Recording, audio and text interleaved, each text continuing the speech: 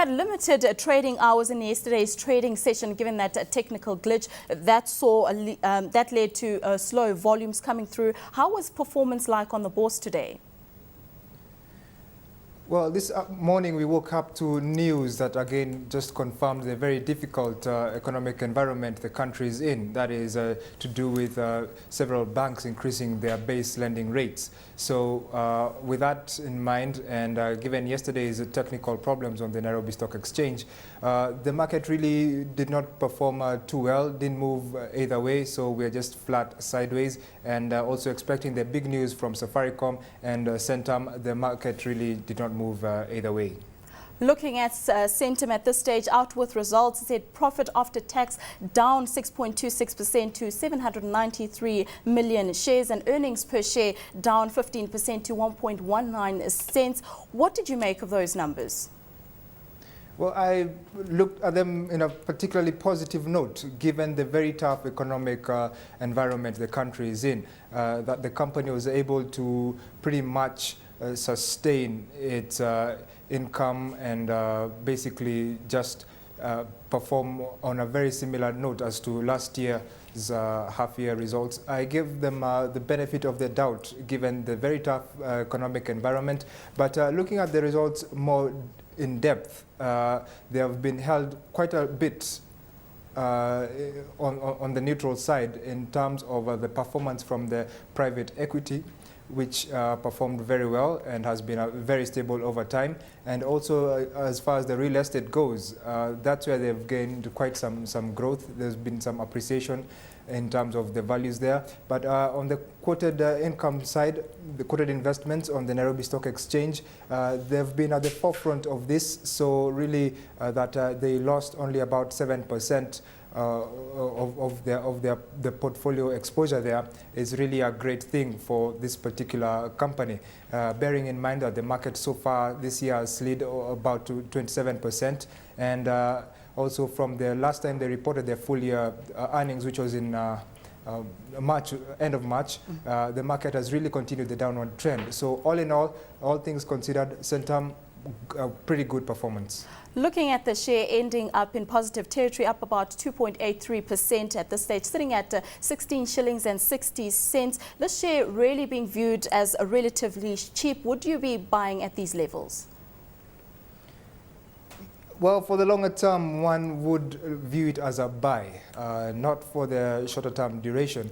And with them being able to really sustain the shareholder wealth, it's an absolutely great thing. And looking forward, they are really in progress to build the shareholder wealth. So yes, a buy would be a position I would give for a longer term investor.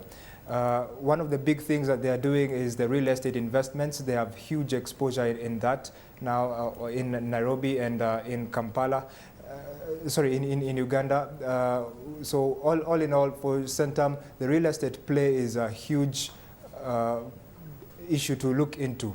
And with a declining macro-environmental performance in both the East African region and further afield as far as the frontier markets are concerned, it's one would really have to have the cautionary flag waving somewhere in the background, at the back of their mind, as they get into this kind of counter. Well, we had other news out from the company. The Capital Markets Authority said today that it had approved a 1-for-10 bonus share issue proposed by the firm earlier this year when it released results. Would shareholders have preferred a dividend rather than the bonus share that they're giving them? Well, this comes into the issue of the company kind of trying to sieve out its preferred shareholders.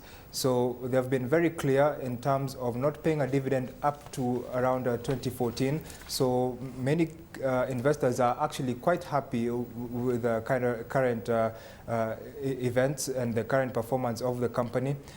Only that for many, they really would prefer capital gains as opposed to dividend payouts, many times because capital gains are in any case much higher generally than dividend payouts. So in my books, I would really prefer a capital gain as opposed to a dividend payout.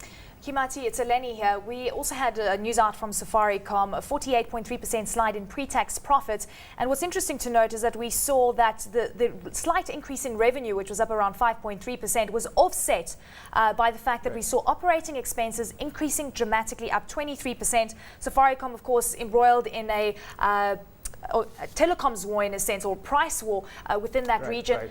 A recovery in line for Safaricom, or do you think that it could get worse than this? Well, like I said earlier, we're in a very, very tough macroeconomic environment. But that, though minuscule improvement of Safaricom's headline earnings, I view it to be particularly positive, given that in the first quarter of this year, they really were in the price war that really hit them hard.